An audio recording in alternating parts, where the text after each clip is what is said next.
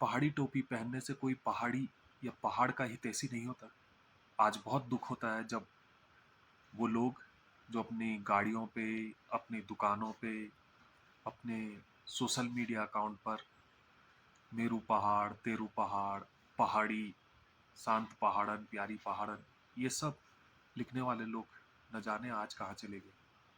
मैं तो यही कहना चाहूँगा, अगर आप सच में पहाड़ के हितैषी हैं और इन पहाड़ को बचाने की मुहिम में अपना साथ देना चाहते हैं, तो आप अपनी आवाज़ बुलंद करें इन पहाड़ियों की समर्थन में।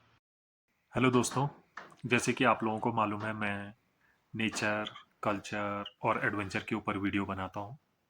जो मेरा पिछला वीडियो था वो भी नेचर के ऊपर ही मैंने बनाया था, जोशीमठ के ऊपर। आपको मालूम है यहाँ पे किस तरीके की स्थिति बनी हुई है।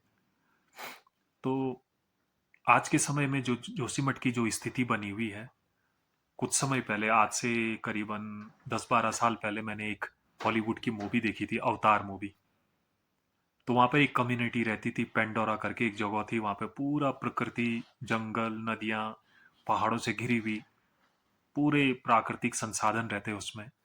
और तभी बाहर से एक कम्युनिटी आती है जो कि बहुत ही स्ट्रांग, बहुत ही हाई टेक, बहुत ही पैसा उनके पास रहता है, पूरा तंत्र उनके पास रहता है।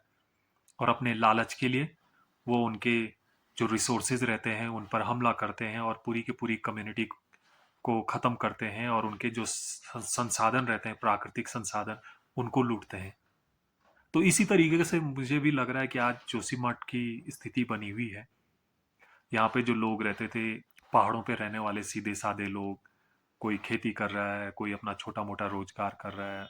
सुबह उठो, आप जंगल जा रहे हो, घास लकड़ियां काट रहे हो, अपने जानवरों को देख रहे हो, एक साधारण जीवन जी रहे हैं।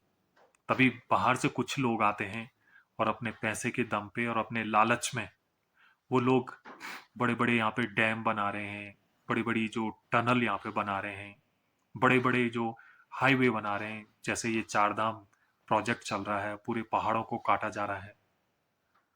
और जैसे मेरे पास में जो बद्रीनाथ है, वहां पर भी जिस तरीके से अभी पूरा का पूरा वहां पर बुलडोजर चल रहा है, पूरे के पूरे नदियों के जो उनके बीचे से उनको उखाड़ दिया गया है, पूरे के पूरे जो वहां पर पुराने स्टेब्लिशमेंट थी उसको पूरा ध्वस्त कर दिया गया है।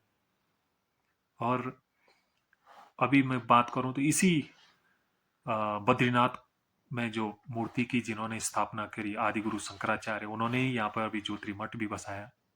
तो अभी अगर हम इसका हिंदू धर्म के अनुसार ही देखें, तो जो वेदांत में जो शंकराचार्य जी ने जो हमारे वेदांतों की जो रचना की है, उसके जो पहला जो ब्रह्मसूत्र के पहला अध्याय में ही उन्होंने ये चीजें बताई है।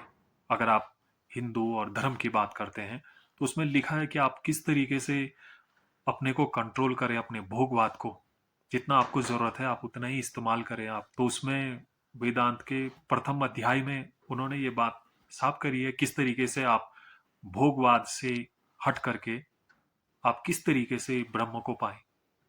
मतलब शॉर्ट अगर लैंग्वेज में मैं अगर कहूँ, तो किस तरीके से आप पैसे के पीछे ऐसा ना भागें, आपको जितना जरूरत हो उतना ही तक आप रहें, जितनी में आपकी जरूरत है उतना आप पैसा कमाएं। ऐसे नहीं कि अपने लालच में आप अंधी दौड़ में ऐसे आगे भागें कि आप सब कुछ खत्म कर दें और आपका लालच दूसरों को भी नुकसान पहुंचाए। तो आज की डेट में जैसे जो हमारी फिलॉसफी थी, जो हमारी इंडियन फिलॉसफी थी कि भोगवाद से दूर जाना और पैसे के पीछे से अंधा होकर ऐसा लालच करके पूरे के पूरे समाज को, पूरी की पूरी संस्कृति को जो हम खत्म कर रहे हैं, उसके उलट था। कुछ ना कुछ तो आप सोचिए कि जो हमारे ऋषि मुनि रहे होंगे या आदि गुरु शंकराचार्य, जो इतने दूर दूर तक आए, और उस हमारे पूर्वजों ने इतने दूर दूर तक की जो ये धार्मिक हमारे जो पूर्वज रहे, क्यों उन्होंने इतने दूर दूर जो हमारे ये धर्म स्थल है उनको यहाँ बसाया, चाहे केदारनाथ हो, बद्रीनाथ हो, गंगोत्री, यमुनोत्री। इसके पीछे क्या कारण रहा होगा आज, लेकिन हम उस कारण को भूल गए, उस पर कोई ध्यान नहीं दे रहा है।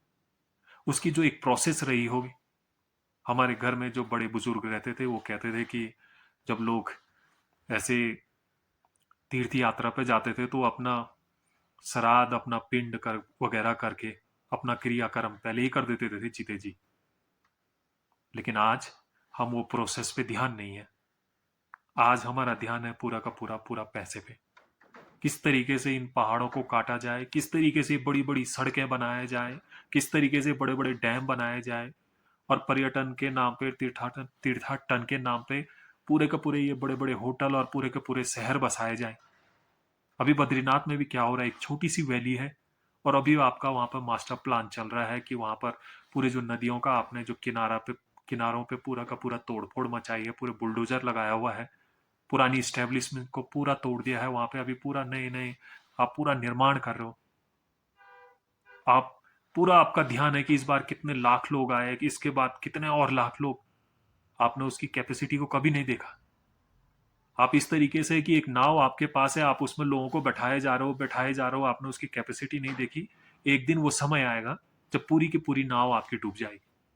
वही आपका बद्रीनाथ के साथ होगा जो आज जोशीमठ के साथ हो रहा है। तो ये इस तरीके का है। आज के डेट में जो जोशीमठ का हम कह रहे हैं कि इस तरीके की बड़ी बड़ी परियोजनाओं का जो विरोध हो रहा है, और हमारे जोशीमठ में जो हम एनटीपीसी गो बैक कि हमने जो ये मुहिम चलाई है, ये इसलिए है क्योंकि एक संदेश जाए सरकार को, और जो एक एलीट क्लास है जिनके लिए ये सब कुछ हो रहा है। आप थोड़ा सोचिए, जो इतने बड़े बड़े जो हाईवे बन रहे हैं, जो इतने बड़े बड़े ये डैम बन रहे हैं, या ये इतने बड़े बड़े जो होटल बन रहे हैं, आप सोचिए जरा, क्या इन बड़े बड़े हाईवे में आपकी जो महंगी महंगी जो गाड़ियां चलेगी, क्या वो आपकी होंगी? आपके घर, आपके जीवन में जो अंधेरा किया जा रहा है, उसके बाद जो बिजली बन रही है वो कहाँ जा रही है? क्या आपके घर में उजाला हो रहा है उससे? आपका तो घर अंधेरा कर दिया गया है। जो ये बड़े बड़े होटल बन रहे हैं अभी, योजनाएं हैं जो ऐसे तीर्थाटन के नाम पे जो बड़े बड़े होटल अभी बनाए जा रहे हैं, जहां पर लग्जरी की कोई हद नहीं है। पूरा का पूरा ध्यान अभी भोग विलास पर है। बड़े बड़े बाटम, बड़े बड़े लंबे चौड़े मेन्यू, पूरा ऐसो आराम पर, जहां पर पूरा फोकस है। तो क्या आप वैसे होटलों में आप जाओगे? तो ये थोड़ा सोचने का विषय है। इसीलिए हम इन बड़ी बड़ी योजनाओं का हम विरोध कर रहे हैं। एनटीपीसी का भी इसलिए विरोध कर रहे हैं कि एक संदेश जाए कि सरकार यहाँ पर इस तरीके के जो सेंसिटिव जोन में बिना सोचे समझे अगर इस तरीके की कोई योजनाएं शुरू करेगी, जिससे कि यहाँ पर रहने वाली जो पूरी की पूरी संस्कृति, यहाँ के लोग जो तबाह होने के कगार पे हैं, वो और जगह ना हो। इसीलिए इस तरीके की जो परियोजनाएं हैं उनको बंद होना चाहिए। अंत में तो मैं यही कहूंगा कि हम लोग नहीं कह रहे हैं कि सड़कें नहीं बनना चाहिए या विकास नहीं होना चाहिए। मैं ये नहीं कह रहा हूं कि आप लोग बिल्कुल विकास को बंद कर दो और विकास विरोधी बन जाओ और अब फिर से पाषाण काल में चले जाओ और पत्थरों से आग जलाना शुरू कर दो और गुफाओं में रहना शुरू कर दो। मुझे मालूम है ये आज के डेट में ये पॉसिबल नहीं है, लेकिन विकास और विनाश के बीच में कम से कम एक संतुलन होना चाहिए। जब आप विकास कर रहे हैं और प्रकृति के बीच में एक संतुलन होना चाहिए। अगर प्रकृति ही नहीं रहेगी तो फिर कोई भी नहीं रहेगा। तो हम ये कह रहे हैं कि जब विकास की योजनाएं बनती है तो इस खास तौर से इस तरीके के जो हिमालयन रेंज है, ये इतना सेंसिटिव जोन है, जोन 5 में आता है, तो कम से कम इसकी एक स्टडी हो, इन्वायरमेंटल स्टडी हो, तो उसको देखा जाए कि इसका कितना नेगेटिव और पॉजिटिव प्रभाव पड़ रहा है। उसका आकलन करके तब जा करके कोई विकास की योजनाएं बनाई जाए और तब जा करके कोई विकास किया जाए। और साथ में लोगों के बीच में भी ऐसा नहीं होना चाहिए कि कुछ लोगों का तो आपने विकास किया और कुछ लोगों का विनाश किया। इसके बीच में भी एक संतुलन होना चाहिए।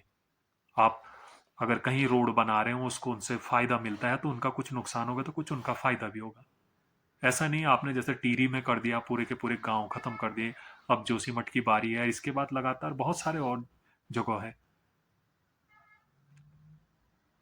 आप तो यही है कि लोगों के बीच में भी जब आप विकास कर रहे हैं तो उसके बीच में भी एक संतुलन रहे। अगर किसी लोगों का विकास हो रहा तो किसी का विनाश ना हो। वो विकास भी एक सबके लिए बराबर हो, उसके बीच में एक बैलेंस हो। और अंत में तो हम यही कहेंगे कि हम सब लोगों को इकट्ठा होना चाहिए, सब लोगों को साथ में आवाज़ उठानी चाहिए कि जो इस तरीके की विनाशकारी योजनाएं पहाड़ में चल रही हैं उसका भरपूर विरोध होना चाहिए। और जो विकास हो वो एक संतुलित विकास हो, प्रकृति को ध्यान में रख करके, जो वहाँ के रहने वाले लोग हैं उनको ध्यान में रखकर होना चाहिए।